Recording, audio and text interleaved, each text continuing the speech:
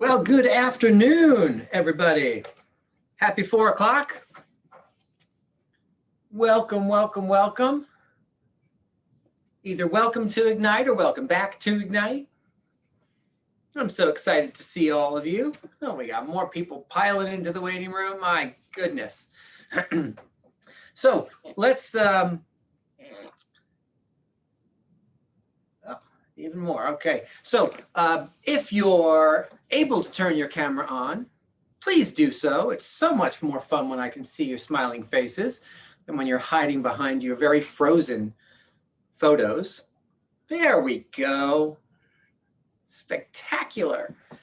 Now that's a lot of people being guilted into turning onto cameras. I love it.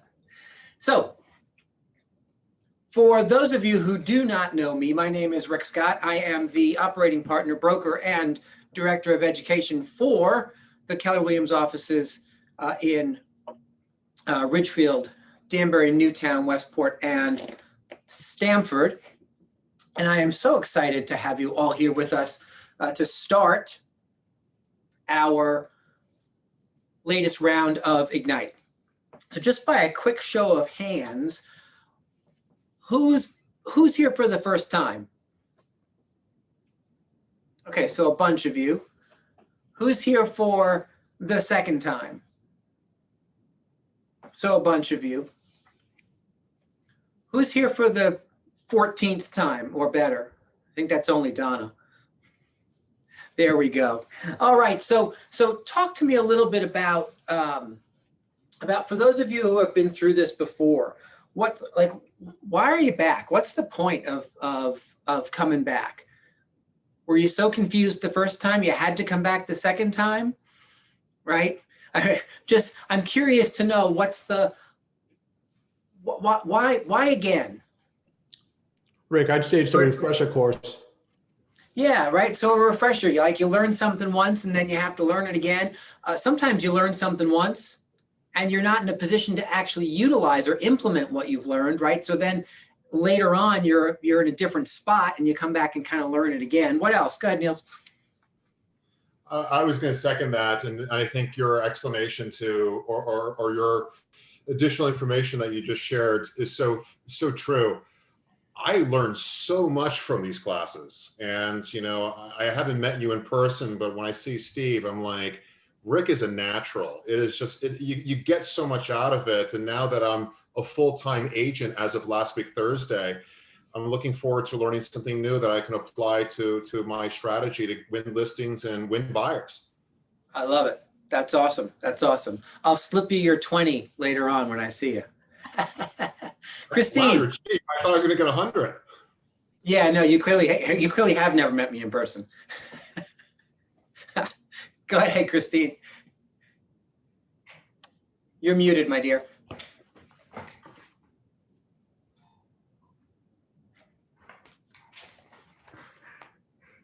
No, you're still muted. Go ahead, Donna, go ahead, and Christine's going to figure out her audio issues. Okay. So yeah, I come back every single time it's offered because it just covers the fundamentals. And interestingly, if you know, many of us have been studying the Shift book. And just this morning, we were on page 28 for like the 4th time in the last 14 months. And that's where Gary says that the fundamentals are never, out of date. You just keep coming back to that. During one of the family reunion talks that he was doing with, I think, Jay Papazan, he said, agents say to me, it's time, I got to get back to the basics. And Gary looked right at him and said, who gave you permission to leave them in the first place? So that is exactly why I'm here, because these, are the fundamentals for a successful real estate career. I don't know why everyone isn't here every single time. Yeah, I love that. Would you work on that for me? The everyone portion? Right? I do my best. Got another 500 to go before we're at that. So get on the phone, will you? Christine. I was going to tell my story. I was recruited by Fiona, and she said, you've got to come to this Ignite class. It was on a Friday night in the summer from 6 to 9. I thought, dear God, what am I doing? And literally was just spellbound. Rick is such a great teacher, and I learned more in that 3 hours than I had in the previous 3 years with my prior company. So I always get so much out of it. So I thank you, Rick, for doing it again. Yeah, it's my pleasure. It's my pleasure. And I'll give you your 100 when I see you later. Ooh. Great. Ooh. Sorry, Neil. I bumped it up after you. And I got nothing. Just an additional 5% off the top, Rick. There you go. There you go. Donna, you've moved into groupie status, so it's like you're past the payment portion, right? Mara, and then Elena, and then we're going to cruise forward. I was just going to say, and you make it fun. You make real estate fun, and you teach us awesome stuff. And I've learned the most from you than I have from anybody. So I enjoy it. Well, that is kind. I appreciate hearing that. And here's the thing: if it's not fun, here's my thought. Why are we doing it, right? I mean, it's work, right? And so, are there sometimes moments where you're frustrated, or are there sometimes moments where you have to figure something out? Sure. And yet, if it's not going to be fun, if it's not going to kind of fuel your soul, maybe find something that does, because you'll be the best at it when you enjoy it the most, right? If you hate everything we talk about for the next 4 weeks, you're not going to make the money that you want to make in real estate, because you need to have some sort of passion around what it is you are doing in order to really succeed at a high level at it. Elena. I just want to say, if somebody's a new agent and just coming from taking the license, when I did principles and practices of real estate, it taught me literally nothing. Like, I could summarize my knowledge in maybe 2 hours of useful information and 58 of, I don't know why we learned it. So I wish they taught this course like you do Ignite, because this is practical. Why I studied licensing stuff, I still don't know and don't understand. So that's my 5 cents here. Yeah, well, it's a great point, right? For those of you who are literally right out of principles and practices and have just passed your test and are just kind of literally launching your career in the last 27 minutes, what you'll find is that Elena's 100% right. What you learn to pass your test is very different than what you need to learn and understand in order to start and launch and grow a successful business. And so the promise I want to make to you is that we're going to spend time on foundational stuff, right? We're going to spend time on how to do what you need to do. We're going to spend time on a buyer unit and on a seller unit, on source of business. And yet every step of the way, I want to remind you that we're here together today and for the next 4 weeks as business partners. And if I can take a little bit about what I've learned about growing a business in real estate and create a shortcut opportunity for you so that you don't have to make the mistakes that I've made in order to move a real estate business forward and continue to grow it, well, then our time together is well worth it. I will say to you that one of the things that it's important for me to have you know about me is that I think I can be really useful to you. And the reason I think I can be really useful to you is that I'm not a Keller Williams talking head, right? I'm a real estate agent. I have been a real estate agent for almost 22 years. When I was still listing and selling in the field, I was a killer listing agent. I started and grew a sales team. That sales team still runs in one of our market centers today. Right? I have done pretty much everything that there is to do right and everything there is to do wrong. And so when I say I want to help you create shortcuts so that you don't have to go bang your head against the walls that I've banged my head against, I'm kind of not kidding. And for those of you who have been in this course before, you know that you'll hear a bunch of my mistakes as we go through, right? There is no silver bullet. Right? There is no magic wand that gets waved in order to just launch and have a burgeoning real estate business. Remember that just because you're in real estate, some of you have built businesses in other industries. Guess what? This is just like that.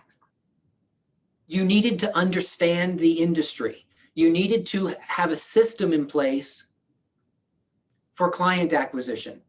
You needed to understand the processes of how you got from A to B, from client acquisition to an actual closing, whether that was someone purchasing something or you finishing a project or whatever that business happened to be, right? The concepts of business growth are the same. We're just going to take them and apply them to real estate. And so let me ask you this quick question, and then I'm going to ask you to either unmute or pop in the chat box what it is specifically you want to make sure that you get out of our time together, right? 4 weeks is a long period of time, except that it's not, right? Because you'll find that there's more content than we have time for. And with me in the main little Zoom room Brady Bunch box, I can guarantee you as many bunny trails as not, right? And so there's already way too much content to fit into the time that we've allotted. We want to, in person, this is a 3-hour course. We have changed it to a 2-hour course because what we learned is 3 hours on Zoom makes people want to hang themselves. So we've decided that that's not a good start for anyone. So we've chopped it down to 2, but that means we have to get all the same amount of content into 12 hours less time. So I want you to be specific with me about what it is you're looking for. But let me ask you this question before we go there. Is it okay with you if during our time together, I simply tell you the truth? Does that work for everybody? Now, you're all very quick to nod your heads. However, those of you who know me for a longer period of time know that sometimes the truth isn't the smiley, happy, let's all hold hands and be friends version of the truth, right? I believe the truth is what partners tell each other. I believe that the truth is kind of the foundation for anything and everything we do. And sometimes the truth hurts, and sometimes the truth is tough, right? And sometimes we're going to have conversations where it feels like, well, I know he's telling me the truth, but I wish he would wrap it in some bubble wrap. I can tell you there are some things that I'm not good at, and wrapping the truth in bubble wrap is one of them. And what I want you to hear me say is, I will, instead of telling you what you want to hear about growing a successful real estate business, I'd rather just tell you the truth about what I know you need to hear, and then have you make decisions around whether or not that truth is going to be either a truth for you or a truth that you care to pay attention to, right? We're all adults. I'm not your father, so I can't tell you what to do. I'm just going to tell you the truth about what is and is not efficient, effective in terms of growing this real estate business that you've jumped into. Is that a deal that we can make? Are we still thumbs up? Even though I've completed now the full version of sometimes you may not like me when I tell you the truth? Yeah? Okay. All right. Enough of you are nodding that we won't end the Zoom call. Phew. Good thing, because I think your team leaders would be upset with me if we had to end so quickly.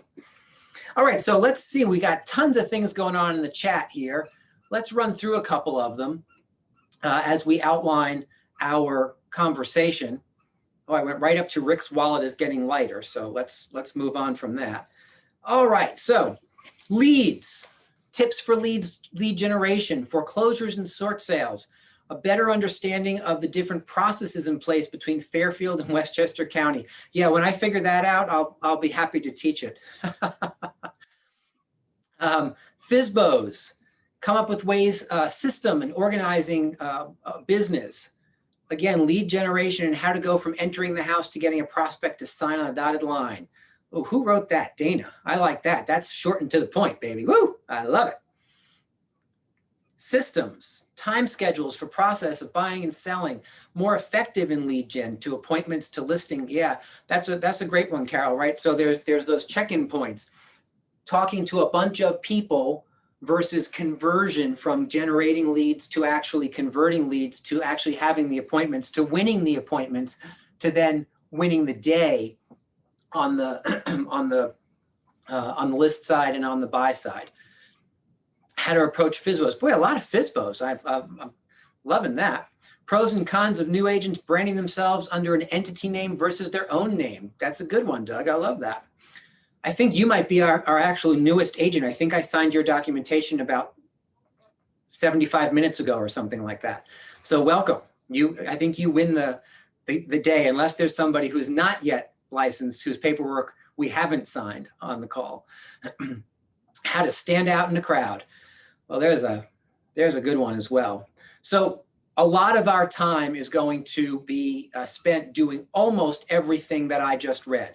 There are a couple of you who may be a smidge disappointed in that I don't know that we will get much, Diane, to foreclosures and short sales. We will have a short conversation about the specialty that they are. However, we do have a short sales and foreclosures class coming up in early May. So I will look up the date of that and make sure that you know when to pencil that in, because that'll be a full hour to hour and 15 minutes solely on short sales and foreclosures.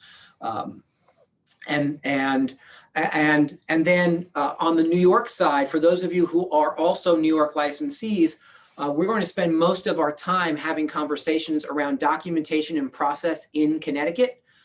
However, I am putting together a New York risk reduction / Q&A FAQ type session for us towards the middle to end of May.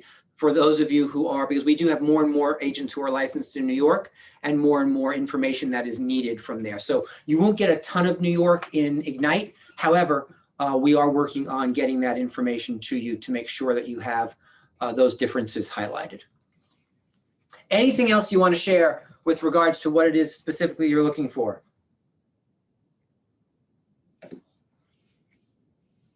Nope. Okay. So let me tell you why I love this course.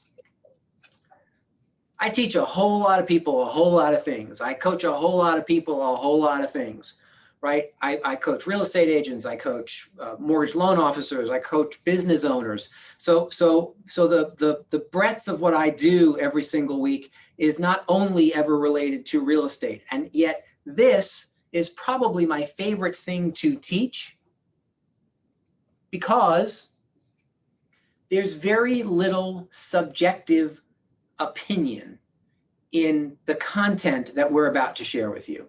And what I mean by that is we're just simply going to give you some facts about what is and isn't in terms of effective and efficient to help you launch or relaunch and grow a real estate business, right? We're going to teach you out of the Millionaire Real Estate Agent book,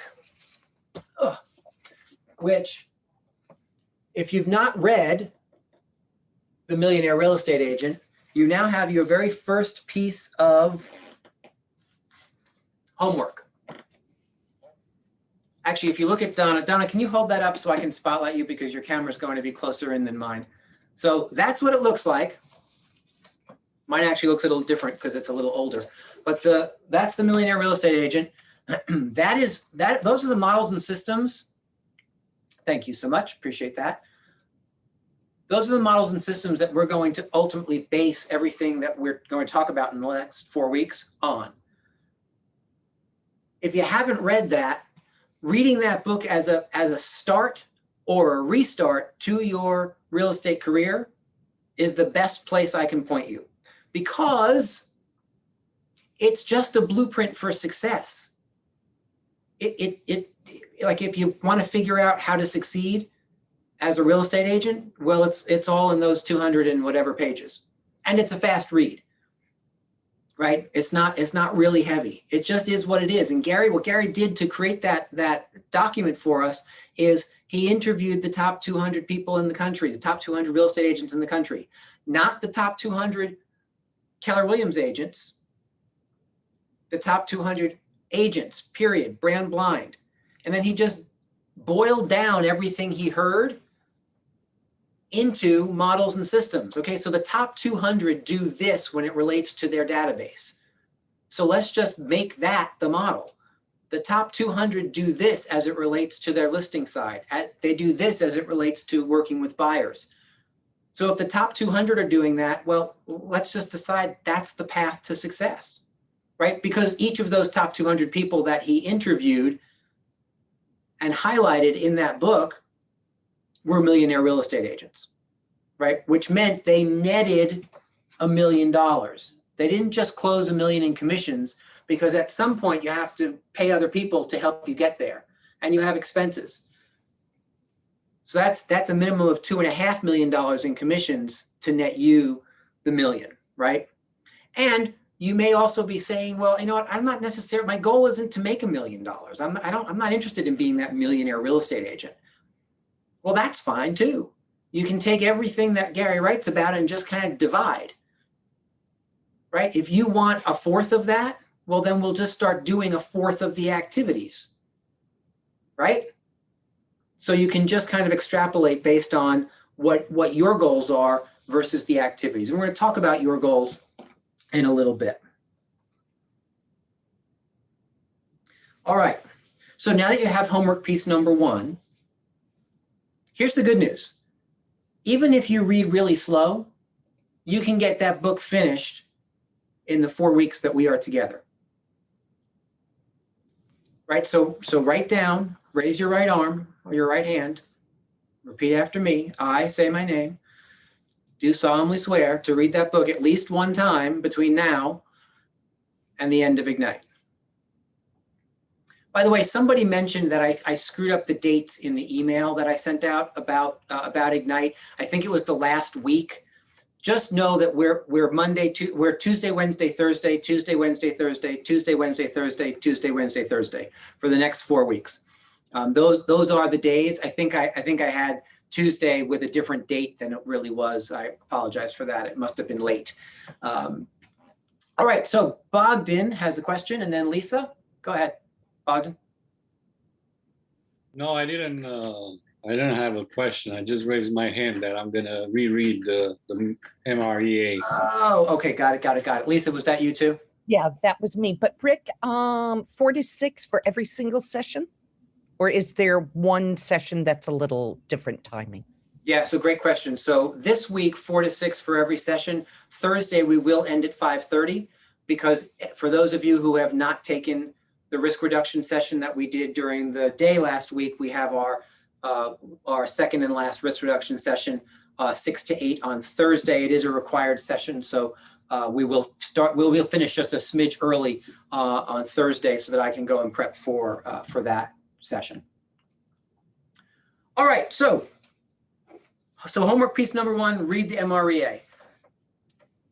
Now I want you to either type or write, depending on how you take your notes, because this is an important definition I'm going to give you, and we're going to refer back to it over and over and over and over and over and over again. And it's the definition of your job description. It's what we do for a living.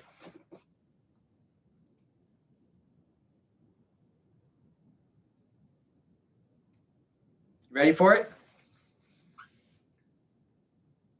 Here's the job description of a real estate professional: to interpret current conditions such that the client can make the best business decision possible. To interpret current conditions such that the client can make the best business decision possible. One more time. To interpret current conditions such that the client can make the best business decision possible. What are your thoughts about that job description? Give me some thoughts or ahas. Talk. Karen. Hi. Well, I think that a lot of buyers and sellers may not look at it as a business decision, but more of an emotional decision. And so I think it's our job to guide them toward just thinking about it as a business. Yeah, I love that. I love that distinction, right? Sometimes business decisions can be guided or aided by emotion, and yet we need to make sure that there's logic involved too, right? You need both, right, in order to have people move forward. Go ahead, Donna, and then Christine. So two things. One of the things I love about it is its simplicity. It cuts out a lot of gray areas. And if you stick with this, I found this in the last, since COVID and everything that's gone on, that if you stick with this definition every time you're in a situation when you're trying to decide what you should do or how you should answer, or this will guide you. It has guided me through many tricky sort of things. Yeah, it's kind of that thing that sits on your shoulder, right? That if you allow it to guide you, it will get you, it will answer your questions and it will get you out of trouble. Go ahead, Christine. Absolutely. I completely agree. I get very emotional with and for my clients, and they, often say, well, what do you think? What do you think? When I keep going back to this description and say, well, here's the data. Let's look at the data. Exactly. Thank you, Donna. It takes the emotions out of it, and it's kind of black and white. Like, let's look at the data. Here's the data. You make the decision. Yeah, I love that. And Christine, stay unmuted for just a second because I want to ask you Sure. a question, right? One of the things that makes you so good at what you do is the level of care that you bring to the table, right? It is that version of emotion and wanting to take care of the clients. What have you recognized from a business perspective? Are you more or less effective when you stay more objective? That doesn't mean like a robot without emotion, but do you find that you're more effective for them or less effective for them when you stay more objective? Much more effective. And again, it leads them when you show them the data, and I know that you're going to teach this so beautifully.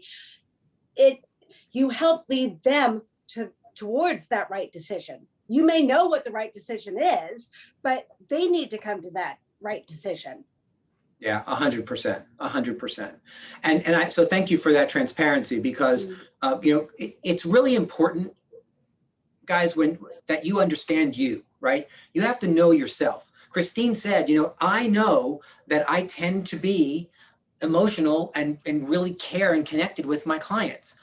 That's a good thing, except if Christine starts making decisions out of that space or guiding clients to make decisions out of that space. And so it's so awesome to hear her say, look, I know myself. I'm going to bring that from myself. And yet at the same time, we're going to stay in an objective position because the job description says that I'm here to interpret current conditions such that the client can then make the best business decision possible, right? So it's a balancing act of understanding yourself and understanding how you can be more effective. Thank you, Christine. Thank you. So to that, one of the places that we're going to spend a whole lot of time together is developing a consultative business. And so what that means is we're going to spend a lot of time figuring out what questions you're going to ask instead of what statements you're going to make. Right? There are some of us who think that this is, being a real estate professional is all about, being the presenter. Allow me to show you this home. Allow me to show you my marketing. Allow me to show you this. Allow me to show you how smart I am, right? Allow me to answer all of your questions and solve all of your problems with the wave of my magic real estate wand. And here's what I have learned over time is that that's actually far less effective.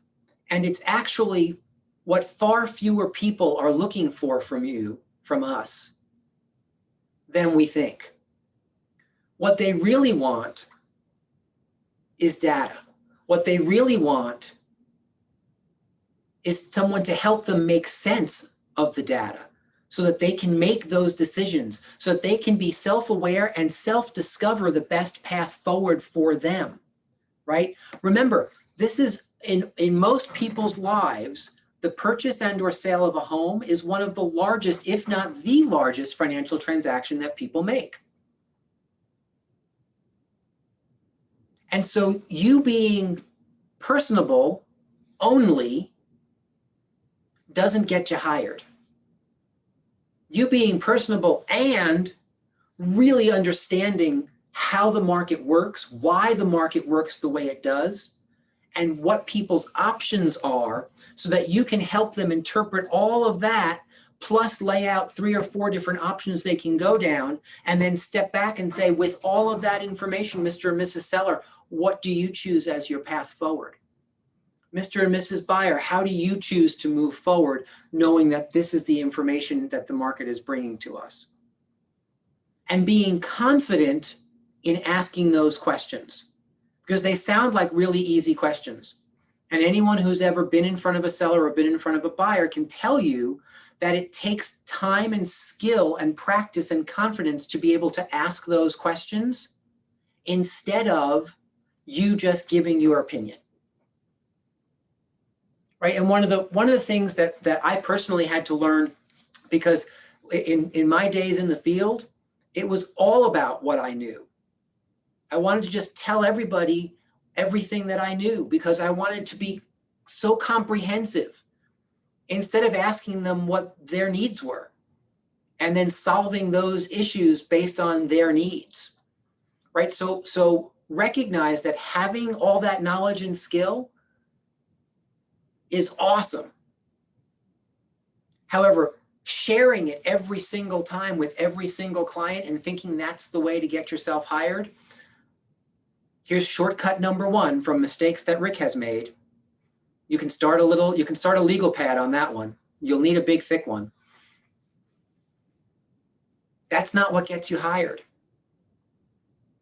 Building a business that comes from care and contribution, and one that you actually are a consultant and ask questions to help people self-discover their own answers, that's where growth lies. That's the jackpot. Especially when you look at the fact that many of your competitors are still doing the "let me tell you what I think" version of real estate. Oh, maybe you didn't hear me say I have all this experience. Let me tell you again how much experience I have and why that's important to you. Right? That to me is right up there with "I'm so busy." When people say "I'm so busy," who cares? Who isn't busy? Who on this call is not busy? Right? But I want you to start hearing things. That's someone's ego talking. And ego has nothing to do with the client. Ego has to do with you justifying something for yourself. So I want you to start hearing things a little differently, that we're going to go down these paths on what the process is, but we're also going to talk about what the mindset is for successful business owners. Because there is a mindset for successful business owners that if you don't capture all of the skill work and the process that we talk about and that you practice, will only get you so far. And then you're going to start banging into that ceiling of, oh man, why can't I progress? Happened to me.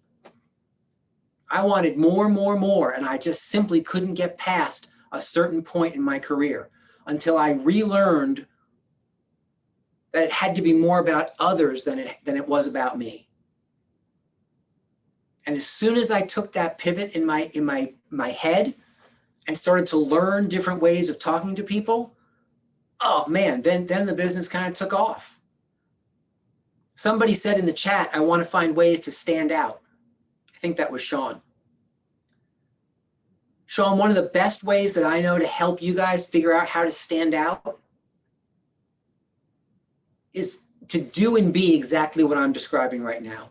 Be a consultant first and a presenter later. Live by the fact that when you're hired, you are a fiduciary and that the client's needs are always first. Doesn't matter if you need this closing to pay the next mortgage payment. That's not relevant, right? Because that has nothing to do with the client. You want to stand out? Make sure that you understand the market, what drives the market, how it works, and what the options are for buyers and sellers in any given market are better than anybody else. You want to make sure that you are the local economist of choice. You want to stand out? Ask questions. Ask questions. and help people self-discover their own answers. All righty. Last thing I want to chat on before we do have a special guest. His name is Gary. I'll bring him on in a minute. Ho, ho, ho. Who could that be? I just don't know. I also want to spend some time with you over the course of the next 12 weeks dispelling some myths. Dispelling some myths. Some of those myths, now some of you may want to add to some of these myths, but some of the myths that I wrote down were listings are really hard to find. Myth. Buyers are liars. I almost hesitate calling that a myth because I think it's worse. What's worse than a myth? I think it's a judgment that we need to stay away from, right? Listings are harder than buyers. Another myth. Real estate agents work 7 days a week. That's a myth. When you're a real estate agent, you have to take calls at 9:30 or 10 o'clock at night because clients need me. That's a myth. Anybody else have any myths that you think you want to share that we can help dispel? That it's so easy to believe are truths, either in the beginning of your career or if you've built a career without any standards or policy in place about how you run your business. All right, we'll leave it at those. It'll be so much fun. Oh, here's another myth. Here's another one. Joanne, did you have one? Yes, I'm very bad at this one. You have to respond immediately. Yeah, you have to respond immediately, right? Now, do you have to respond? Yes. Do you need to leave your clients hanging? No. And yet there are systems you can put in place, like a different version of a message on your voicemail, or standards around when you actually return phone calls that are discussed up front in the consultation as people are hiring you, that all of a sudden assist you in not having to leap from the dinner table because your phone is ringing, right? I had a coach one time who was kind of helping me through this when I was still listing and selling real estate, and he made me make a pact, and he said, okay, so I don't want you to answer your phone while you're at dinner with your family. And I said, okay, that's fine. And so we went the week, and the next week he said, how did you do? And I said, well, I did okay. I didn't answer it. However, it did ring. And he said, well, so what did you do when it rang? I said, well, I made you a deal. I wouldn't answer it. However, I did get up, walk across the room and look to see who it was, just to, like, I don't know, torture myself perhaps. And he said to me, okay, so do you see the message that you're sending to your family when you do that? I'm not even sure who it is on the phone, and yet they might be more important than the time I'm spending with you, spouse, with you, children, with you, parents, with you, whoever else lives in your house. And so I'm going to go and check that out. And as soon as he said that to me, I thought, oh, that's horrible. That's not the message I'm looking to send to my family. And I adapted. I set business hours, right? I was available from 8:30 until 7, Monday through Friday, and weekends by appointment only. And if you're calling outside of those hours, I will be glad to return your phone call the next business day.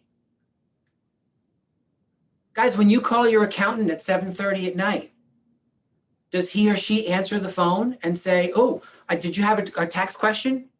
I wanted to make sure that you got all of your depreciation information this evening while I'm sitting here watching American Idol. Right? When you call your doctor's answering service will say, if this is an emergency, go to the emergency room. That's what that's there for, right? So again, we're gonna help you dispel some of these myths about standards in your business. This is not me saying don't deliver great customer service, because I believe customer service is one of the most important things that we can deliver inside of our business. And yet you can deliver awesome customer service and still have standards based on expectations that you've set in your business so that you actually can have a life, right? Because I want you to consider this. If you dive into business with no standards and no policy about how you run said business, and you get more and more and more and more and more and more, and your volume just goes up and you're bigger and better than ever, what's the point of all that success if you now never have any time to actually enjoy the success that you've created? You're making all this money, except you can't ever go on vacation because who would watch the business? Right? So you have to create that balance, and we're gonna help you dispel some of those additional myths about what is required when you're a real estate agent. Because I tell you, the one thing that makes me absolutely insane is when people say, "Oh, well, you know how it is when you're a real estate agent. I was on the phone till 10:15 last night with a client." My question is, well, why did you choose to do that? Well, what choice do I have? Well, I'm not sure I understand. Did someone have a gun to your head saying, pick up that phone or else? No, of course they didn't. You made a choice. Which brings us to mindset topic number 1. Write this down. Scarcity versus abundance. Scarcity versus abundance. In our 12 weeks together, we're gonna talk through exactly what it takes to stay in that pocket of abundance. Because here's what I'm going to tell you. The second you make decisions out of scarcity, they will not serve you well and they will not serve the client well. Not long term, right? Not long term. What do you mean? I don't understand. So does anyone want to define scarcity versus abundance? Anybody have a thought on that? Is it if you feel pressed to do a deal or to close something, then you start to relax those parameters you've set? Yeah, exactly right. Right. So if you're in scarcity, it doesn't matter to you that you're at dinner with your family, you've made a choice to be there, because when the phone rings in scarcity, the only thing that matters to you at that moment in time is, what if that's a piece of business? What if I miss out on that phone call? Here's what I've learned. When you can pivot that into a mindset of abundance, you actually attract more to you, because scarcity actually repels people away from you. It's the universe saying, "Oh my goodness, it's not about how can I capture." Right? Because here's the thing, as you get bigger and bigger and the phone rings more and more, there are systems in place. You can hire a virtual assistant for very little money to answer your phones from 7 till 8:30 the next morning. It doesn't mean that your phones don't get answered. Your phones just don't get answered by you, right? That's just a standard you set in your business so that you don't have to miss out. Donna, what else? Were you going to talk about scarcity and abundance? Oh, I was. Yes. Thank you for the opportunity. So one of the things is working with clients that drive you crazy, don't respect your standards, don't see your value. I'd rather take that energy and attract the clients that do, because they're there also. And just so be very clearly defined about that, and go after the ones that feed your soul and will help you grow your business. Yeah, no, indeed. Because the ones that feed your soul also feed your wallet, just by the way. Well, they're going to refer you, right? Because you're Yeah. going to do an outstanding job for them. And it's not about the transaction. I want their network, their referral there. So I got to love on them. I can't love on you if you're driving me out of my mind. Yeah. Just frankly, sorry. Yeah. Well, no, you make a really good point, right? So oftentimes as real estate professionals, we kind of feel like we have no say in the matter. We have no choice as to whom we work with, right? And that is simply untrue, right? That's another myth that we'll have to work on dispelling for you. So scarcity versus abundance, right? If I don't like that particular client and I choose to refer them or choose not to work with them, abundance says that somebody better will come along tomorrow because I've now made myself available to that. Instead of, I've got to stay doing the things that are making me miserable because I have no choice. Here's the reality. Like, we're all adults. Every single person on this call gets up every single morning with more choices than you know what to do with, right? If it doesn't feel that way to you, you may have more of a mindset of scarcity going on right now than you do of abundance. And so I would challenge you to kind of figure that out. When you wake up in the morning, does it feel like you have a bazillion choices that you get to make positively about how you move through your day? Or does it feel like your day is pushed upon you? Right? That's a version of scarcity versus abundance. And it's a mindset. It starts with pivoting that mindset to say, you know what? Today's going to be a day that I make all the choices that make me happy and create success for me. And so I'm going to end the day feeling accomplished. The second you make those choices and then set standards in your business and in your personal life, just PS, around what that looks like, you get to end the day that way. So it's just about choice. All right. So remember those bunny trails I talked about? That was one of them. In case you were trying to figure out where that fit in, that was one of those bunny trails. And yet, if we don't talk about your head, it feels irresponsible to me, right? Because you absolutely cannot and will not grow your business the way you desire to grow your business if you don't get a handle on your head. Make sense? Okay, so let me do this. We're going to take a quick 2 minutes to watch a video, if I can find it. Here it is. Now, do me a favor. Listen intently, take some notes, because we're going to have just a quick kind of Q&A at the end of this. It's 90 seconds longer, so it's quite quick. And it is our special guest, zooming in live from Austin, Texas. That's actually not true. That's a lie. I told you, I promised you the truth. I'm sorry. He's not zooming in live from Austin, Texas. It is a video. But let's take a listen to what Gary has to say to us around this course and your opportunity.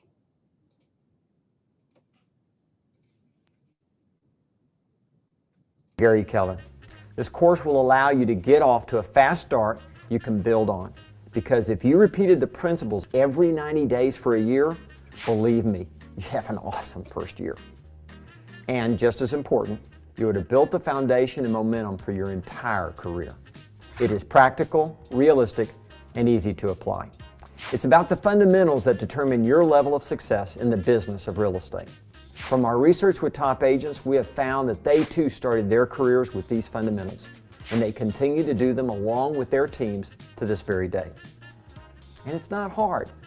It just requires a little focused effort, a few hours every day.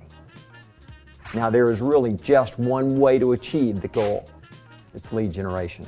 Now, other skills are important, yet without leads to work with, your skills won't mean a thing. Dealing with business never takes precedence over what? Finding business. Never. Research shows that top producing agents make lead generation their #1 priority and the one thing they make sure they always get done. You can do this. And when you do, you will get the leads, the relationships, the experiences, the career, and the income that you want and deserve. Go get them, and good luck. All righty. Thank you, Gary. It's our pleasure, as always, to have you on our Zoom call. What a guy. What'd you hear? What were your ahas? Karen. Well, Go ahead, Karen, and then Bogdan, and then Adam. So Karen first. Okay. I think what I heard is just suck it up and find business, talk to people, and don't be afraid of the rejection, really. So this is a real turnoff for me. But you know what? I guess I've rejected people too, so. Yeah, so here's what I would say. I would look at the other side of that coin, right? What if it was just kind of a challenge that says, you know what? There's actually, in order to grow a big real estate business, you have to just kind of focus a few hours a day on client acquisition. And if you do that, you will grow. Might there be some rejection in that? Sure. I mean, that happens to us every single day. You just have to, again, that's a choice that we make. Do we allow rejection to kind of deter us, or does it feed us? Right? I had a coach one time who would say to me, you know what, your problem is you're afraid of a no. So here's what I want you to do. I want you to work through at least 20 no's. And if you get to 5 hell no's, then call it a day. But I want you to work through 20 no's in a day, because every 20 no's, realistically, you're going to find at least 5 or 10 yeses, right? And when you recognize that the no's are really just not nows or not yets, right? No one's calling your baby ugly. They're just saying not right now, right? Love that. Bogdan, go ahead. Yeah, 2 words I only heard there: lead generation. And that's the most important thing. Once you nail that, everything is gonna come naturally. And to answer Karen, it takes about 10 no's to get a yes. So the more no's you get, you're getting closer to those yeses. Yeah, it's mindset more than it is process. I love that. And I also want to add that I'm running a lead generation accountability group. So if anyone interested, let me know, and I'll send you the calendar invite. That's awesome. Bogdan, do me a favor, put your email address and your contact info in the chat around that, in case anyone is interested. Donna, and then Adam. So also, it was no coincidence that he had the little clock up there and it went from 8 to 11. That is getting into relationship with other people time. Another word for lead generation. And I now think of it as just that. I'm just calling to get into relationships with people. I'm looking for my next friend that I can help. And, it is so much of a mindset. But the one thing that I didn't want to miss in that is that working on business should never get in the way of finding business, because that's your pipeline, that's your funnel. Yeah, and I'll tell you, that's another myth that we have to dispel, right? Because a lot of people believe that the priority each day are the clients that you're currently working with. And what Gary just made very clear to you was those folks never take precedence over finding new business. You feed the pipeline into your business first every single day, and then go and handle any issues with current clients, then go and have appointments with those current clients. So now we're just talking about calendar management, right? Here's one thing I want you to write down. Some of you will disagree with me, but that's okay. You're allowed to be incorrect. There is no such thing as a real estate emergency. No such thing as a real estate emergency.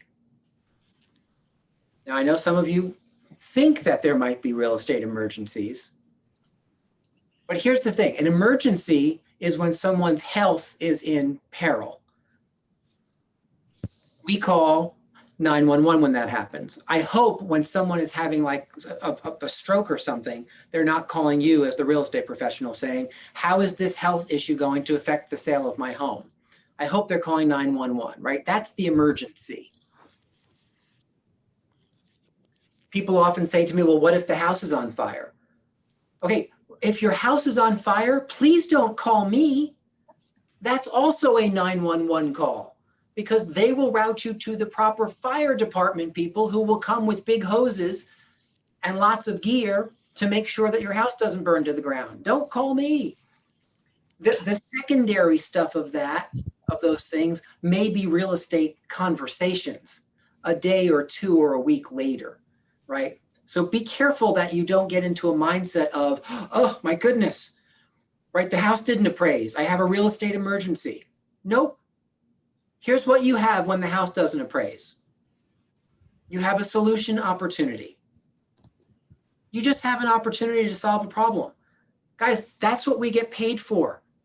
If stuff didn't go wrong between the time you meet someone and the time they close, we wouldn't exist.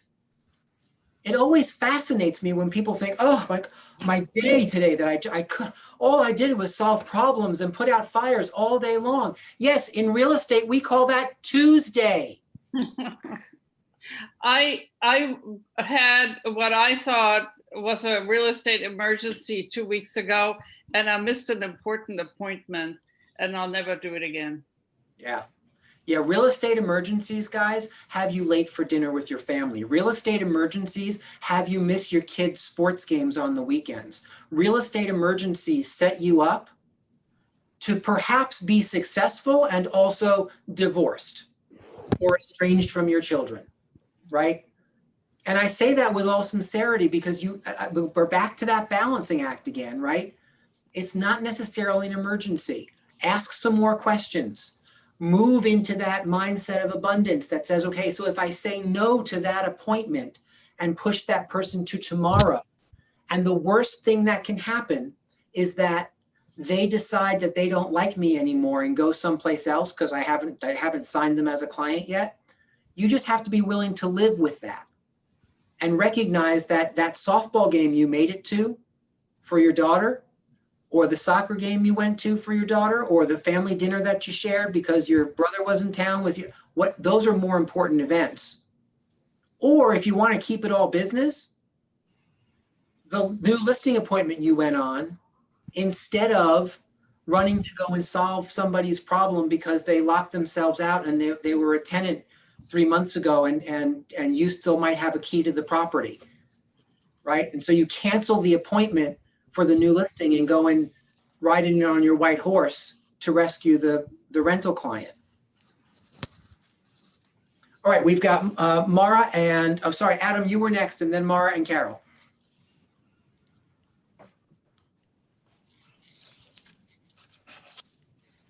Okay, go ahead, Mara. I was just talking about, when you were talking about lead generation, that the best thing, I talk to everybody wherever I go. If I'm in the grocery store, if I'm at my doctor's office, I tell everybody that I'm a real estate agent and pass out my cards. Yeah. So that's the difference between being a secret agent, right, and a real estate agent, right? Secret agent, not necessarily good for business. Go ahead, Carol. Ahas from Gary's session, or a comment you wanted to make? Yes, I also feel lead generation is important. And for me, I have to work on time blocking in the morning. And another thing, when you said 20 no's brings you a yes, that's very key. And I like that. And it reminds me of the story of Babe Ruth. We all know him as the home run king. He was also the strikeout king. He knew every time he came up to the plate and he got a strikeout, it brought him closer to his next home run. Yeah, 100%. That's a great analogy, right? Great analogy. Thank you for sharing that. So just go, here's Carol's advice. Just go be Babe Ruth. Go strike out, right? Hey, if you've never read, do I have a copy of the book? Here, I'm going to give you tons of books, right? Because here's what Donna Gilbert knows about me. I am a voracious reader. So again, I cannot tell a lie. Well, I can, I simply choose not to. The truth of the matter is, until about January, I continued to struggle with reading and reading and reading. It was always something I pushed aside. And Donna became my reading coach. And she said just a couple of simple things to me. The most important and impactful one, and I give you 110% credit for this, Donna. If it came from somewhere else, no one has to know because I attribute it to you, right? No, I know you came from you to me. I didn't know if you heard it from somewhere else. So it's all you. Here's what Donna said to me. Rick, you only have to read one page at a time. And I thought, oh, yeah, that's kind of true. I don't have to sit down and read a book every time I sit down to read, right? So here's another book I want you to key in on. It's called Failing Forward by John Maxwell. Failing Forward by John Maxwell. So here's what I would encourage you to do. When you're in Ignite, just keep Amazon open and push the books to the cart, because I'm going to give you a whole ton to kind of fill your brain up with awesome stuff. What John Maxwell talks about in Failing Forward is that successful people fail more than non-successful people. Unsuccessful people. I think I said that word wrong. Unsuccessful people, right? They just learn how to fail faster and stand up again, right? So go and do something, fail at it, and then just stand up and do something different if it didn't work, right? For some of you, you will get stuck. By the end of this week, you'll say, okay, well, so this has been good information. However, I'm not exactly sure I'm ready to do the things that Rick's asking us to do. Because we're gonna finish tonight in another 58 minutes with me giving you some homework that's going to make some of you uncomfortable. Now, do not, I'm gonna watch the numbers. That doesn't mean end the Zoom call at 5:55 so you can show up tomorrow and say, I didn't hear you say it. Because that's cheating, right? I've raised 2 children and I've been an instructor for 15 years. So I know all the tricks. So what John Maxwell talks about is, what if you didn't look at failure as failure? What if you looked at failure as just another step closer to success? Now you know one more way it didn't work. So just go and do something different and find a path that does work, right? For those of you who are overthinkers, I will tell you, I suffer from a big case of overthinking, right? If your behavioral style, if your natural behavior has you as kind of that overthinker, detail-oriented, everything has to be perfect type of person before you start, guess what? That's going to get in the way of you earning the income you want to earn in this industry. And so this book is a fabulous book. I'm also reading a book right now called Soundtracks, which is a book by John Acuff that talks about systems to help overthinkers stop overthinking. I'll share that with you. I'll be finished by Friday on that one. Because now, and Donna can attest to this now, I'm now reading a book every 2 weeks. I'm finishing a new book, right? And so I thank you for your coaching and I thank you for your encouragement. And I do report in to Donna every time I've finished a new book. I tell her I finished a new book and what new book I'm starting, right? Here's what's fun. I'm not sure she really asked for that, but I deliver it to her as often as I can, because knowing that I have somebody who cares about what I'm reading and is a far more voracious reader than I am currently, right? I respect her knowledge and advice about how I'm going to move forward. I then take advice from her about what book to read next, right? She says to me, well, I just finished that one. Or have you ever read this one? Or I'm going to reach into the vault. You should try this one because some of the old stuff is great too. And it creates a dialogue, right? I hope that the next 12 weeks will be that dialogue between all of us as it relates to your real estate career. Soundtracks is written by John, Jon Acuff, Acuff, John Acuff. All right, so any other, I know we got off on a tangent again, any other ahas from Gary's intro that you wanted to share?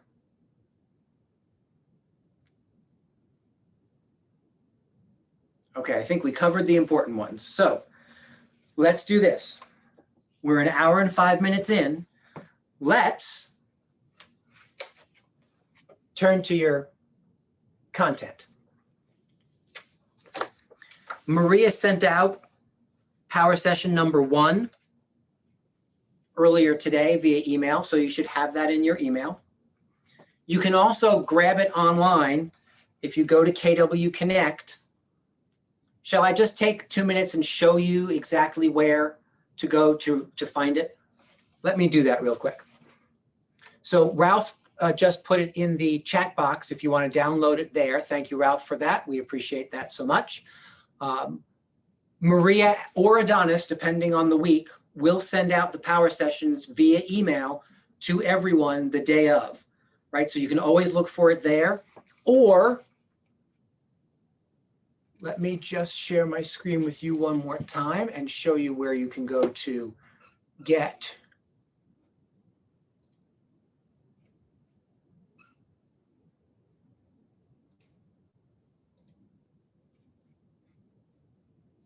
Okay, here we go. So if you log into MyKW, which is mykw.kw.com, with the username and password that you received when you joined the company, you go to education up here above your glamour shot. Education will bring you to KW Connect. If Ignite happens to be on the front, you can just click on Ignite, or if it doesn't happen to be on the front, the icon that is, up here in the upper right-hand corner, you can click on the little magnifying glass and it asks you, what do you want to learn today? And you can just type in Ignite and do a search. And then that will bring you the Ignite icon. So either on the home page or in a search, you click on the Ignite icon and scroll down and you will find student resources. Student resources opens up into an outline for each of our sessions together. So today, had you come here, instead of using what Maria sent, you would just come here and click on Power Session 1 Manual for the United States. If you click on the Canadian one, I can't help you. I don't know anything about Canadian real estate. However, the United States, especially in Connecticut, I'm your guy. And then you'll just get the resources. So if you don't want to print them, you could certainly have them on your device and scroll through this way, or you could decide to print them and put them in a notebook or whatnot. So MyKW, Education, which brings you to KW Connect, search for or click on the Ignite icon, and then scroll down to student resources. And depending on the power session that we're in, you'll go to the manual for the United States. Any questions on where I just got that? Okay, so we are in power session 1. Let's do this. Let's turn, if we could, to page 9. Page 9. We are going to spend a record amount of time as we get through these 6 personal perspectives, kind of going through some ideas that tend to answer the question, what is it that differentiates those who achieve at the highest level from those who don't seem to accomplish quite as much? Have you noticed that in your own life? Right? There are people who achieve at high levels. There are people who achieve at lower levels. What differentiates those real high achievers? Right now, clearly, there are 57 other people on this call other than me, and I see high achievement in every single one of you. So you could probably just tell me what it is. But just in case you're uncertain, just in case you want to hear it from me first, we'll go through those 6 personal perspectives, right? So the 6 personal perspectives start on page 10. And the first one is commit to self-mastery. Guys, we've been talking about this one for an hour and 10 minutes because this is all about your head, right? Someone tell me what committing to self-mastery actually means. What's your version of that?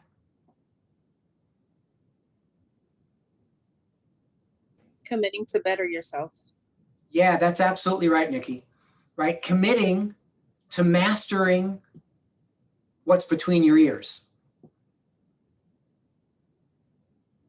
Right? Recognizing that you come into each day not knowing everything. And when you decide you want to learn something new, bam, that opens your mind up. What questions do you ask yourself in the morning? Do you ask yourself the question, how am I going to be the best version of me possible? Does that sound dorky to some of you? It's okay if it does, right? Used to sound dorky to me too, until I started asking myself that question.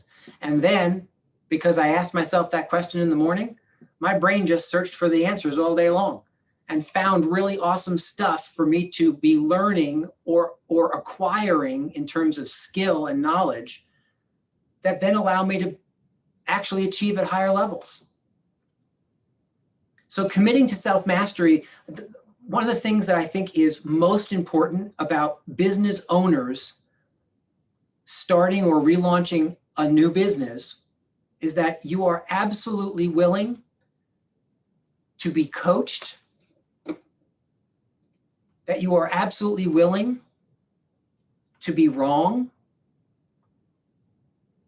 and that you're absolutely willing to recognize that somebody, anybody, might know something that you don't know.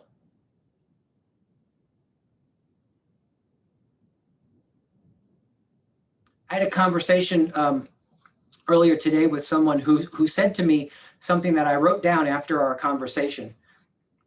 And she said to me, you know what? We had a conversation about something that she had picked up in one of our masterminds that ended up actually really being crazy important financially. And she said to me, you know, it underscores the importance of participation for me. I thought that was so massively profound that I wrote it down. It underscores the importance of participation. And I look around and see that there are 58 others of you on this call other than me. And I say to you, you know what? It is profound that you have chosen participation. You've chosen to plug into this to kind of see what don't I know? Instead of deciding, you know what? I am way too busy. I am way too knowledgeable. I am way too all that in real estate to have to go and spend 2 hours listening to this boob yammer on and on and on, right? So I commend you for that. It's an example of committing to self-mastery. What am I going to do? How am I going to spend time to learn the things I don't even know I don't know, right? Any questions on self-mastery? Be open. Be open. Here's how you'll know you're being challenged on and you're in that whole self-mastery thing. Every once in a while, I may say something and it'll rub you wrong. Oh, really? Yikes. I kind of see myself in that. That's okay. Don't get mad at me. Just recognize that sometimes I am taking a firmer stand on your success or the confidence that you have in yourself or your abilities than you currently are. That's all that is. Right? That's all that is. I'm just taking a firmer stand for you than maybe you are. And that's okay. You're going to hear me talk tomorrow about confidence. And sometimes you'll just need to borrow the confidence that I have in you until you find it in yourself. I have tons of confidence that every single person on this call can kill it in real estate. Just crush it. The question is, do you have that confidence in you? When you find that you might be lacking, just remember what I just said. I have tons of confidence in each of you. Just borrow mine. Right? If it were raining and you wanted to go next door to get a sandwich, you might ask me to borrow an umbrella, right? So you didn't get wet. It's the same thing. Just borrow my level of confidence in you. And then go next door and list the property. And then come back and hand it back and say, you know what? That actually kind of worked. I think I may have to borrow a little less next time. because the threat of rain and thunder and hail and lightning and God knows what else is a little less, right, as your confidence builds. All right, personal perspective number 2, committing to the 80-20 rule. How many of you have heard of the 80-20 rule? Right? The 80-20 rule ultimately says that 20% of your results, 80% of your results come from 20% of your focus or 20% of your activities. Right? It's the small amount of important things that you focus on that create the most results or the best results. The 80-20 rule can also be used in looking at in our industry, right? It's easy to say that 80% of the business is done by 20% of the agents. I'm going to tell you what, locally, Fairfield County real estate, because there's 8 bazillion real estate agents in Fairfield County, it's more like 90-10. 90% of the business is done by 10% of the agents. So why do I say that out loud? Why is that not discouraging? We can be part of that 90%. That's exactly right. You just have to be part of the 10% that's doing the 90% of the business, right? And that's just a simple choice, right? So again, I throw these things out and ask you questions behind it. If you catch yourself saying, ugh, well, that kind of stinks. I wish he hadn't have said that. How do I get to be part of the 10%? That's a mindset thing. You have to start catching yourself on that. And instead saying, yeah, 90-10, bring it on, man. I'll be in that 10%. Give me 6 weeks. Make it 95-5. I dare you. So the 80-20 rule, Niels, go ahead. I would say don't give in to what other people say either. So I live in Greenwich, right on the border of Rye Brook. And I'm walking my dog, I'm handing out business cards to people I know and people I don't know. And how often do I hear, oh, Rye Brook is dominated by 2 agents and Greenwich is dominated by 2 agents. And I keep saying, like, look, they started where I started once upon a time. And what's going to prevent me from being one of them in a few years from now? So don't give in to what other people are saying, just believe in yourself. Yeah, so true. Thank you for putting that out there, because it is so massively true, right? Only listen to people who are going to be your supporters, right? Only listen to people who listen to your goals and dreams and say, wow, that's awesome. How can I support that? The second you say something out loud to someone and someone says, oh, really? Why would you think you could do that? I'm going to tell you what, the fastest way not to be a part of my world is to pee on my parade.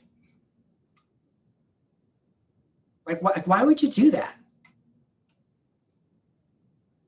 Think about how each of us could change the world around us if we simply chose to ask a question of the people that we choose to be around. Say, hey, you know what? What goal are you pushing for? Business, personal, whatever it is. How can I support that? What if we proactively asked how we could support the people that we see the most often in achieving what they want to achieve, instead of always being judgmental about, because here's the thing, when people are judgmental about your accomplishments or your goals, your targets, your dreams, all it is them saying out loud that they're bitter in some way, shape, or form about the fact that they're not accomplishing what they want to accomplish. So I might as well suck everybody else down into my little funk instead of lifting people up. Great reminder. Thank you for that, Niels. I appreciate that, because it is so 110% true. I'll tell you what, one of the coolest days of my parenting life. I have 2 children. My children are 23. My son is 23. My daughter is 19. I know. You can't believe that I have children that old. Before you start typing in the chat box, I'll just say it. I know, but it is true. I do have children that old. And my daughter, when you're raising children, especially your female children who are challenged in high school by so many other things than your male children are not, right? The conversation we would have most often is, okay, and talk to me about why it's important to you about what that person said. Let's go through that conversation, right? Is it more important to you about how you feel about you or about how they feel about you? Let's focus in on how you feel about you. Did you think that looked good? Did you think that was the right thing to do or to say? Did you think that was a cool club to join or whatever? And so we got to like senior year, and she was in the car with me one day. I was driving her someplace, and I had somebody on speakerphone. I was having some business conversation, and I finished the business conversation and hung up the phone. And she turned to me and she said, "Boy, you really don't care what people think about you, do you?" And I don't remember even what I said that day or what and I looked at her and I thought, well, I it's not that I don't care. It's that I don't allow other people's thoughts and opinions to dictate my activity, to dictate my path forward.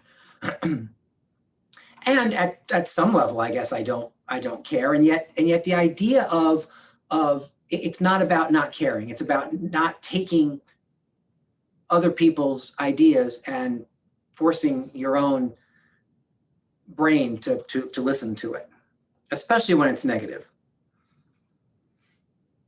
So, shall I give you quickly the 7 things that make up the 20% for a real estate agent, right? That 20% are the activities you're going to focus on to create 80% of your results. Would that be beneficial for you to have the 7 things that you should be focused on? Yes. Excellent.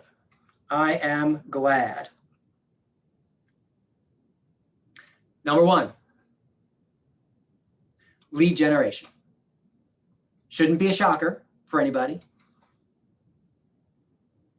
Number 1 is lead generation. Number 2, as important, in my opinion, as lead generation, lead conversion. Here's what I can tell you. When I coach real estate agents, oftentimes I will start by asking them self-diagnose, right? Where do you think your business could improve? And most people think the right answer is lead generation, and sometimes it is. However, especially with productive, experienced agents, I'll ask a follow-up question. So I'm curious. You say lead generation is an area that you can improve in. Do you think that your lack of lead generation is creating the issue you have now? And they say, well, I'm not sure. What do you mean? I say, well, do you have leads? And usually the answer is, well, yes, right? Because most people minimally have a database. A database is a collection of leads. Just in case you were curious about what a database is, it's 374 names, numbers, and email addresses of people who know you, like you, and trust you and are already predisposed to do business with you, otherwise known as leads. Now, maybe those leads are leads for them to actually transact business with you personally, or maybe those leads are people who would refer other business to you, but they're all leads. And so the main question then that I have is, do you have a lead generation issue in your business right now? Or do you have a lead conversion issue in your business? And I find that 50 to 60% of agents that when I ask that question to, who think they need to be finding better or more leads, really have a lead conversion issue. And if they looked at the people that they had in their world, if they looked at the bucket of leads, the database of names that they had, the people they've met at open houses over the course of the last 6 to 12 months, the names that come in from Facebook ad leads that they run or whatever. They don't have a lead generation problem or solution opportunity, as problems are known in my world. They have a lead conversion issue. And so then we get to kind of diagnose and say, all right, well, what if we spent time helping you figure out how to convert leads from the people who are already in your world? Are you communicating with them systematically? When you communicate with them, are you asking them for business? Are you hosting events to make sure that you stay in contact with people? Are you promoting your business to those folks so that when they're out to dinner and someone says, we're thinking about moving down to Atlanta because so-and-so is getting a new job, and they think, oh, you know what, you should call Christine because I can't imagine anyone else who could sell your home faster or for more money. Plus, we love her. Right? So lead generation and lead conversion go hand in hand. I don't want you to leave here tonight thinking, oh my goodness, the only thing I have to do is generate leads, because that is false. You have to generate leads and you also have to convert them, because the only way you move from people to appointments is conversion, right? You have to generate the client and then convert them. Number 3, in the 7 things that make up your 20%, appointments, right? Appointments. Number 4, contracts and negotiation. Contracts and negotiation. Number 5, closings. Woohoo! Number 6. You're doing number 6 right now. Education, practice, and role play. Oh, I said the R word. To a room full of adult learners, role play, it's like, oh gosh, we're not going to do that, are we?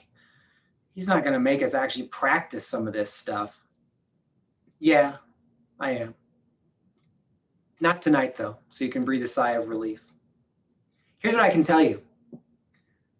If you dislike the idea of practicing with each other by kind of just role-playing with each other, that is a version of ego creeping in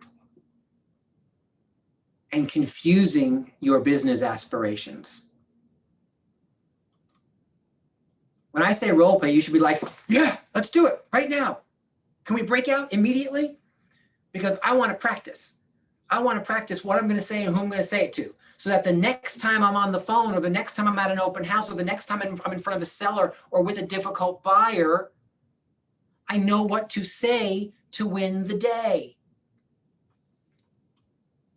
Right?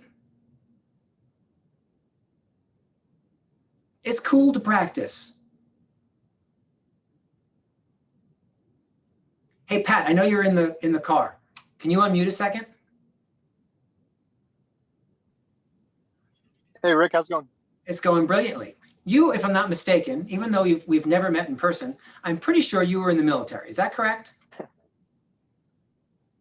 That's right. So can you just tell us? 4 years in the Marine Corps. 4 years as a Marine. Well, there you go. Thank you for your service, first and foremost.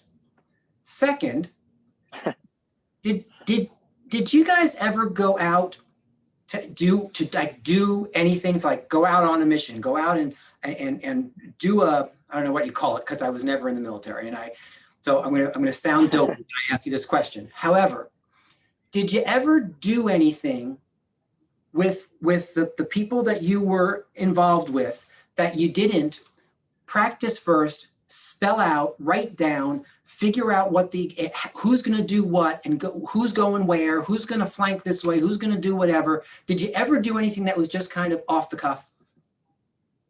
Never. We always rehearsed. or did, whiteboard talks and all that other stuff, like similar to the NFL, Yeah, always. indeed. And here's the thing, guys. When you're a Marine, if you don't do the Marine version of role play and things go sideways, guess what happens? Your life could be in jeopardy, right? So it's like no BS. It's like the real deal. I want you to understand. Thank you, Pat, because I made some assumptions, but since you were here and I knew you had done that, I wanted to just make sure I wasn't making it up. 100% true, Rick. 100%. Right. So what if you just recognized that your business life could be in jeopardy if in fact you're not rehearsed and practiced and whiteboarded out for the scenarios that you will find yourself in real estate, right? It's the same idea. You just have to raise the stakes, right? As a Marine, Pat knew the stakes. Like, okay, if I screw this up, I know the stakes are really, really high. Like I could not go home again. Are the stakes that high for you and your business? Or do you choose to create an urgency around practicing until you can't get it wrong, right? That's the difference between amateurs and professionals. Amateurs practice till they get it right. Professionals practice until they absolutely can't get it wrong. That's like muscle memory.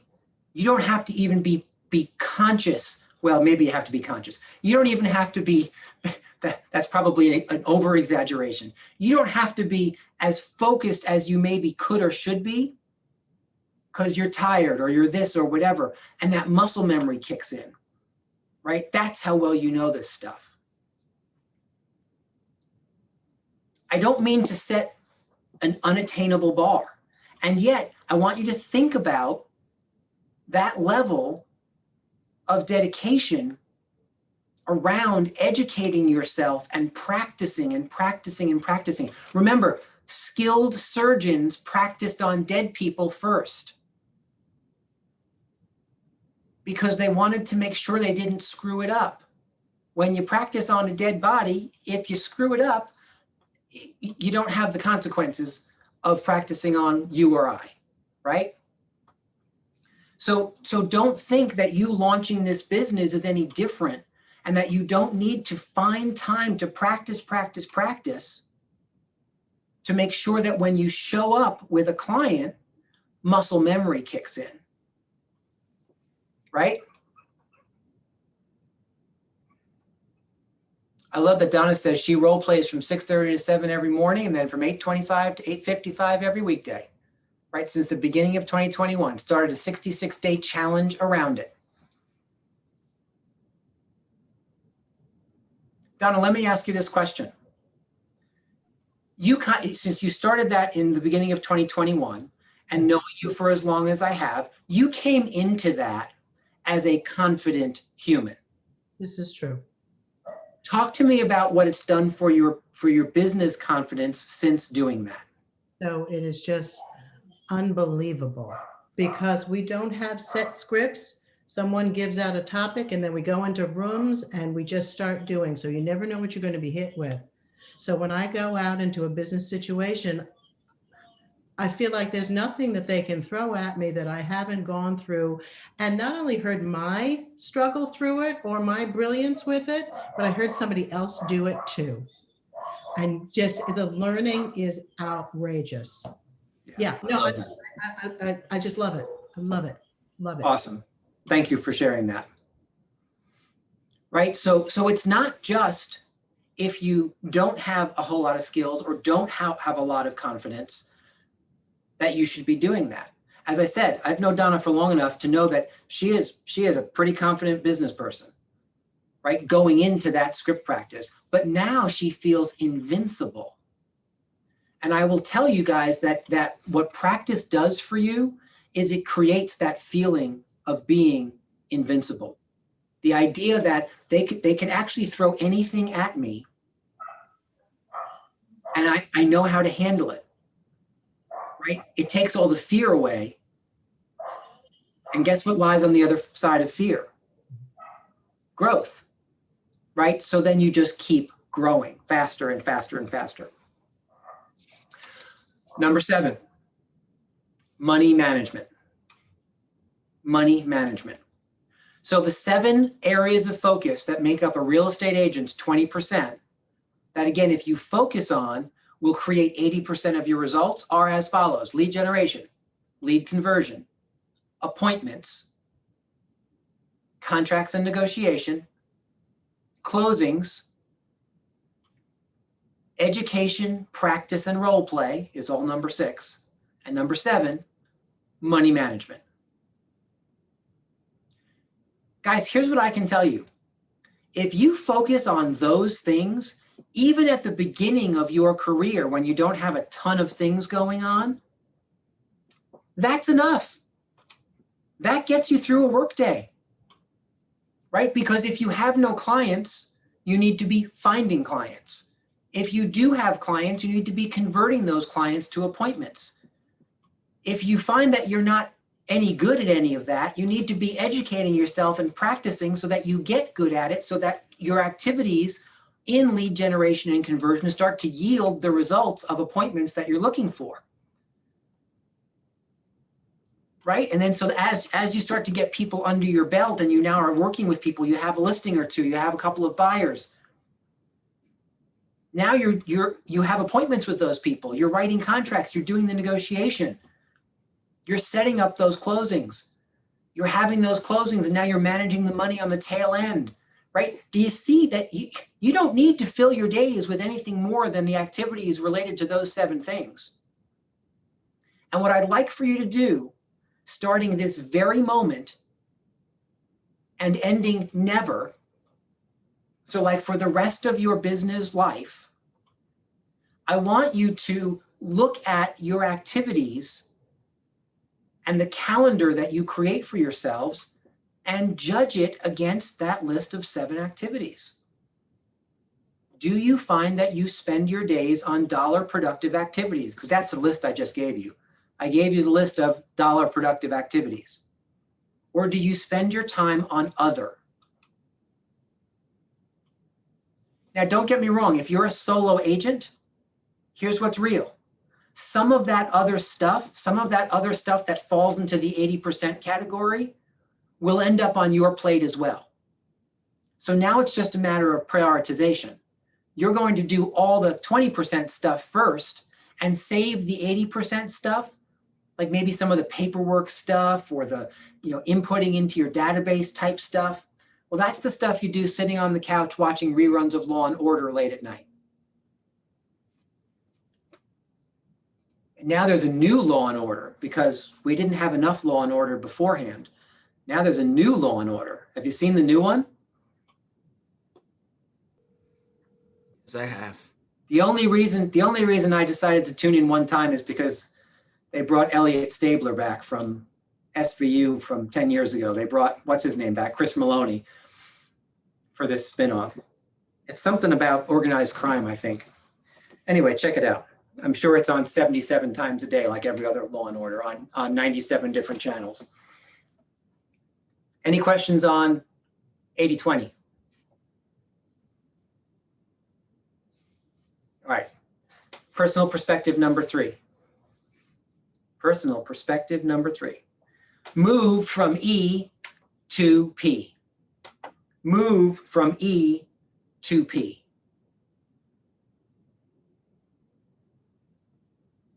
I'm kind of irritated with myself because knowing I was teaching you this tonight, I have an E to P t-shirt that I was supposed to wear and I forgot. Although I did wear one of my new ones. Want to see what it says?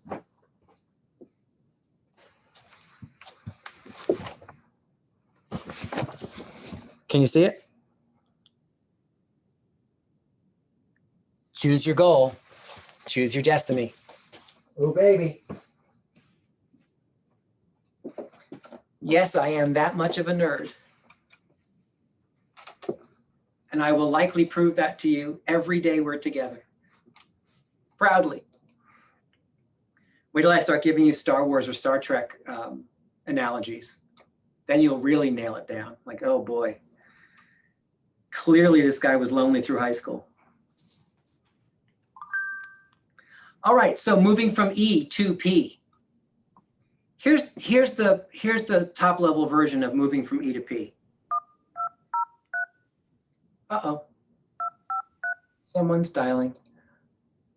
I'd like a pepperoni pizza if that's what you guys are calling out. Laura's dialing. Just order me a pepperoni pizza to my house, please.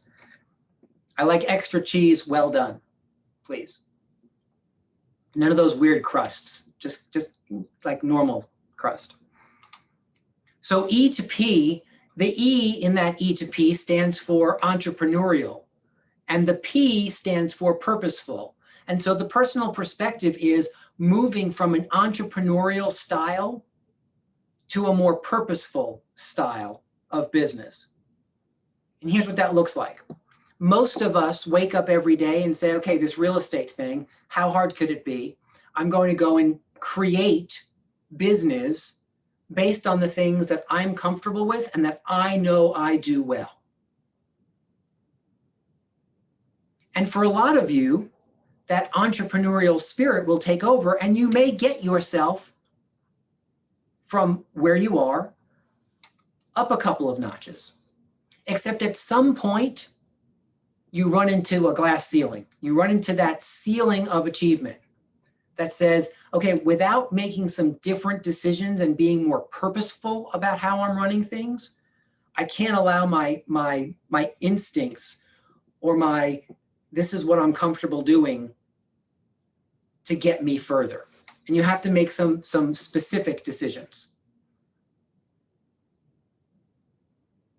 Right? E to P is all about recognizing that you don't know what you don't know until you bang your head on it. And I will tell you, if you're anything like me, like dumber than a box of rocks, every time I do it, I think to myself, I don't understand. Why am I struggling? I don't understand. I should be smarter than this. I should be better than this. I should be able to get through this faster. Why am I frustrated? Why isn't this working? Why am I failing at this? Which is why I have coaches in my life, because when I ask those questions out loud to them, they look back at me and they say, Rick, it's just E to P. And I want to reach through the Zoom or reach through the phone and strangle them when they say it. And yet they're 110% right. It's just an opportunity that you get to in your life, in your business, to say, okay, you know what? My natural talents have gotten me here. My natural talents will not take me further. I now need to add on some things that either create some discomfort for me or that I have to learn. Right? I now have an opportunity. So E to P is actually exciting, because when you hit your head on that ceiling of achievement, you get to look around and say, okay, then, you know what? I have brought myself as far as I can go. And now I'm excited to figure out how I break through this ceiling of achievement by learning something new. Maybe I have to read something. Maybe I have to go to a class. Maybe I need to bring somebody into my world. Maybe I need to hire a coach. Maybe I need to learn a script. Maybe I need to buy a tool or whatever it is. Now I'm going to go back to something I mentioned earlier, and that is coachable versus uncoachable. Coachable people look forward to banging their head against the ceiling. Even if you're a dope like me who after all this time still doesn't recognize that what I'm doing is banging my head against the ceiling, and I just have to switch and figure out what that P is in that arena, right? I still get excited by it. Once somebody on the outside says, okay, it's just E to P. Just make a choice to be more purposeful about that. Ah, okay, got it. Now I'm excited again. And the frustration goes away. If you are uncoachable, you just keep banging your head against the wall and complaining that it hurts. You keep banging your head against that ceiling and turning to your neighbor saying, you know what? This is so annoying that these buyers don't want to buy. This is so irritating that these sellers won't listen to me. This market is for the birds. No one can sell anything in this market. How can you possibly find listings when there's like none out there to find? Instead of saying, ow, that hurts. Maybe I should learn some different techniques to help these sellers understand at a deeper level the data that I'm clearly not communicating well to them, so they make a different decision. Maybe I could go back and take ownership of the fact that the buyers I'm working with aren't locating a property that's acceptable to them, and ask myself the question, I wonder if I didn't ask all the questions that they needed to really understand what they're looking for at a deep level. Am I brave enough to go back to them and say, hey, you know what, Stuart, we've been out a couple of times together and we haven't located that property that really sings to you. I just want to make sure, if it's all right with you, that I didn't miss anything. Could you come in 15 minutes earlier than your appointment on Saturday, so we could just spend a little time going over your expectations and your needs and wants, so that I'm sure I didn't miss anything? Right? That's Sure. taking ego and putting it in your pocket. Thank you for agreeing with that, Stuart. That's taking ego and putting it in your pocket, and just taking ownership of the fact that maybe I missed something. Maybe I didn't. And yet the idea that I sit and have a reconsultation with Stuart after a couple of weeks when he hasn't found anything prevents him from getting so frustrated that he decides, you know what, this is not for me, or this is not for me at this time, or maybe you're not for me. Make sense? E to P, I find, is all about not looking around for anybody else to take responsibility for where you are except you. Right? Because you get to take 150% credit for everything that you create, and you also get to take 150% responsibility for everything that you create. Right? That's that choice in the morning I spoke about earlier. Do you get up every morning saying, what is my day going to be like for me? How am I going to dictate my day? Or do you get up every morning saying, oh boy, I hope the day's not like yesterday. Whew, man, I've had a rough go. Well, snap out of it and make a different decision, right? Because the rough go is all you're doing. You've created that rough go. Make sure that you don't wake up every morning thinking that life happens to you. You have to happen to life, because the second you have that mindset, you will start to happen to your business. Here's what I've learned over time. Your business only grows to the extent that you do personally, right? So if you wake up like Eeyore in the morning and life is just happening to you, oh, woe is me, that will creep into your business. You don't get to fix your business until you fix your head, right? You got to fix the you part of that equation first.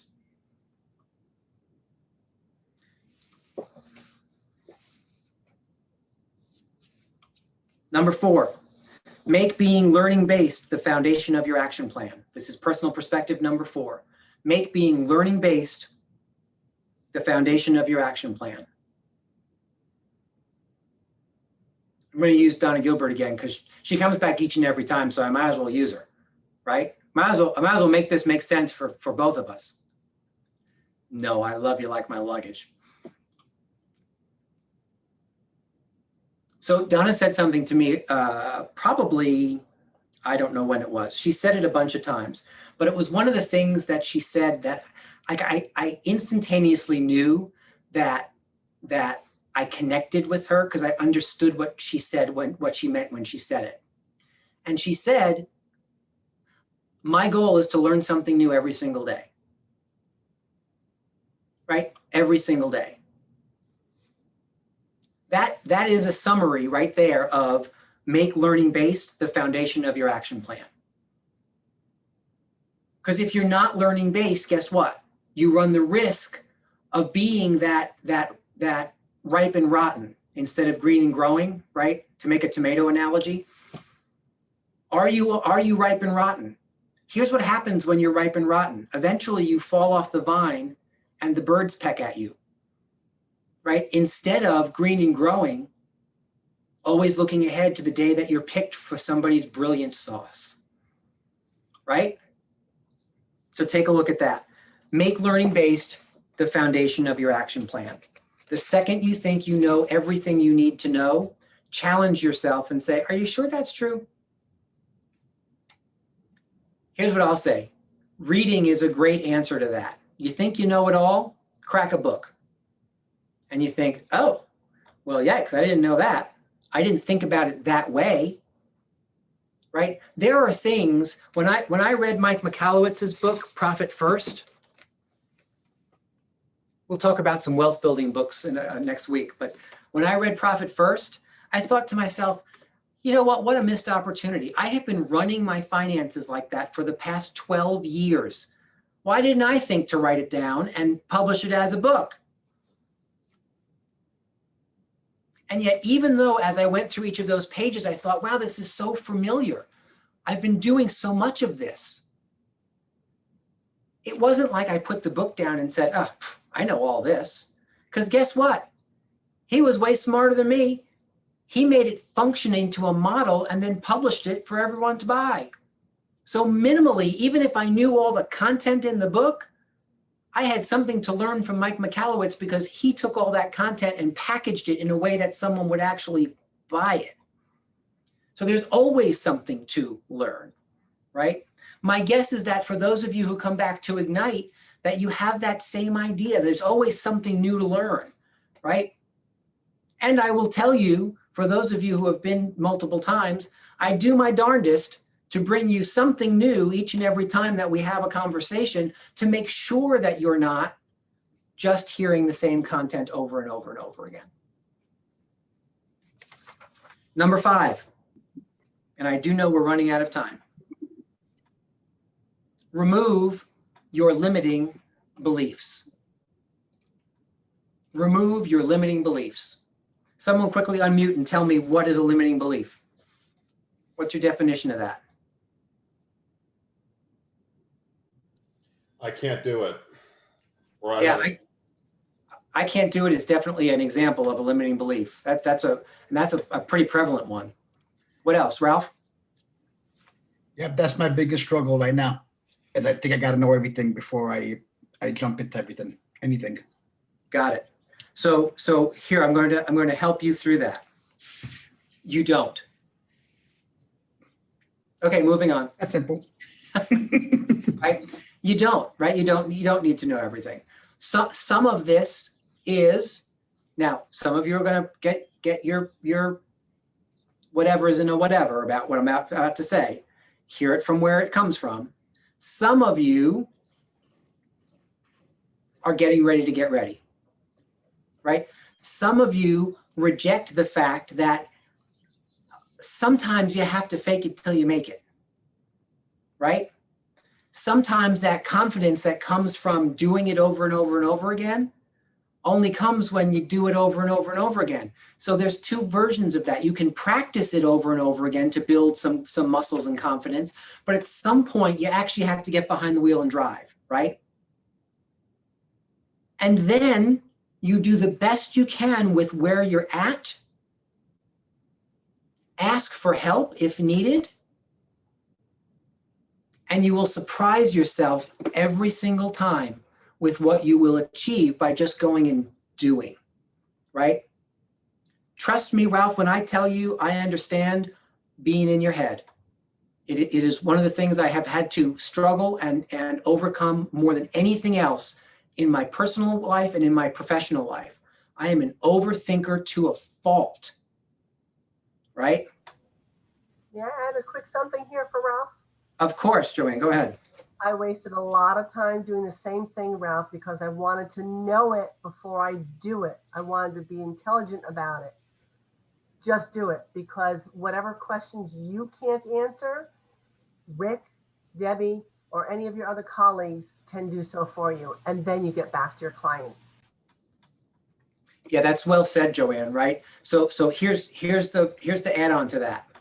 There is no shame No shame in saying to a potential buyer, a potential seller, or a client, you know what, that's a great question. I don't know the answer to that. However, I do know where to find the answer.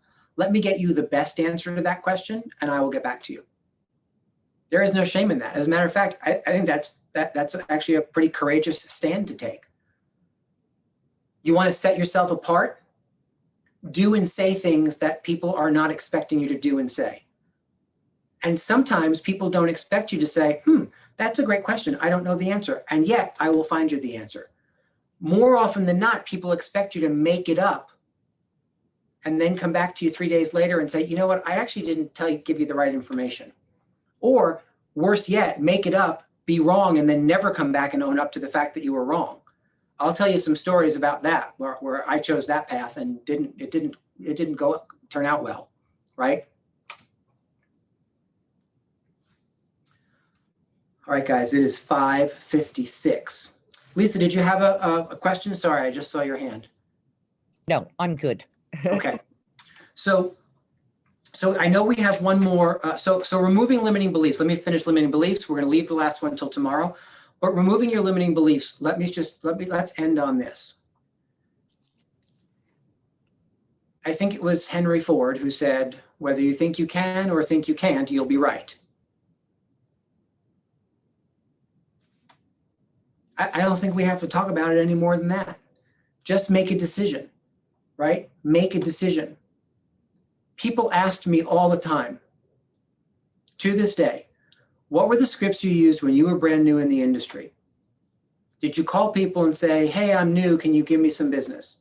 And my answer to that is no. I stayed away from the word new, kind of like the plague, right? Even to people who knew me and knew that I had just left one career and started in real estate. I mean, I just didn't go down the path of new, because in my head, I thought to myself, okay, who's going to want to do business with me because I'm new, right? Everybody has a real estate agent. So what? There's another myth. Talk about myths.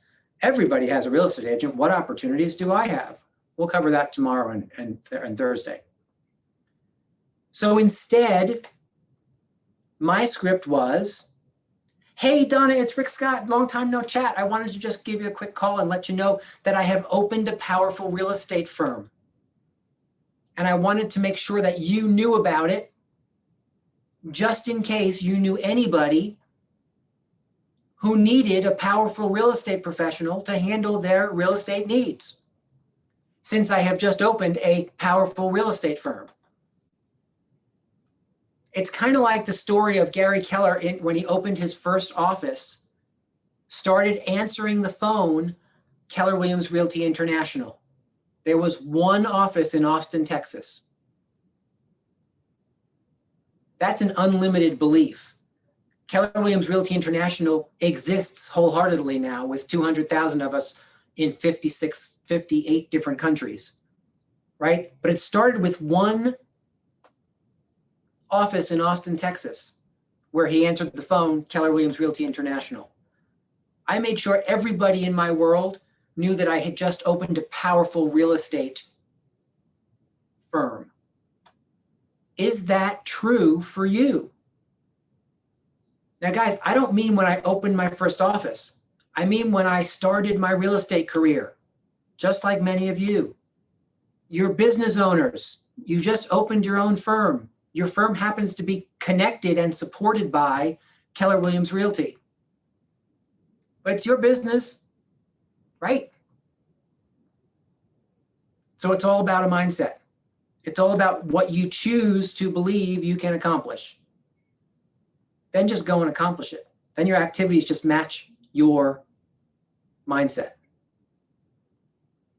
All right, guys, we are out of time. It is 6 o'clock. I hope that was helpful. Tomorrow, we will finish that last personal perspective and really dive into some deeper content on your big why, your what am I missing, Donna? I'm forgetting something. Homework? Do we have homework? Homework. You said we have homework. Yes, you're right, I did, except I didn't quite get far enough, so we're going to make that tomorrow's homework. So your homework is going to be start reading The Millionaire Real Estate Agent. You want to do something tonight? Crack open that book. Tomorrow, I'll give you the homework I was going to give you today as we move forward into figuring out money versus appointments, setting some goals, and then talking through working in a world of scripts that will bring you further faster. Guys, I look forward to seeing you at 4 o'clock tomorrow. Thank you for your time and attention as always. Have a lovely evening. Thank you. This was great. Thank you. Thank you.